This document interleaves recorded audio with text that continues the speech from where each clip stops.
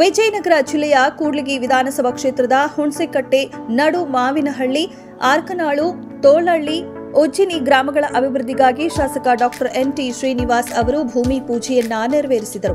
ಸುಮಾರು 9,30,00,000 ವೆಚ್ಚದಲ್ಲಿ ವಿವಿಧ ಯೋಜನೆಗಳ ಕಾಮಗಾರಿ ಭೂಮಿ ಪೂಜೆ ನೆರವೇರಿಸಿದ ಶಾಸಕರು ಕಾಮಗಾರಿಗೆ ಚಾಲನೆ ನೀಡಿದರು. ಪಿಡಬ್ಲ್ಯೂಡಿ ಇಲಾಖೆಯ ನಾಗನಗೌಡ, ಜಿಲ್ಲಾ ಪಂಚಾಯಿತಿ ಇಲಾಖೆಯ ಮಲ್ಲಿಕಾರ್ಜುನ, ಎಡಬ್ಲ್ಯೂಡಿ ಇಂಜಿನಿಯರ್ ಮಲ್ಲಿಕಾರ್ಜುನ ಹಾಗೂ ಕೂಡ್ಲಿಗಿ ಕಾಂಗ್ರೆಸ್ ಪಕ್ಷದ ಅಧ್ಯಕ್ಷ ಗುರು ಸಿದ್ದನಗೌಡ ಸೇರಿದಂತೆ ಗ್ರಾಮ ಪಂಚಾಯಿತಿ ಅಧ್ಯಕ್ಷ, ಉಪಾಧ್ಯಕ್ಷರು, ಸದಸ್ಯರು ಹಾಗೂ ಗ್ರಾಮಸ್ಥರು ಉಪಸ್ಥಿತರಿದ್ದರು. ವರದಿ ತಿಪ್ಪೇಸ್ವಾಮಿ, ಕೂಡ್ಲಿಗಿ.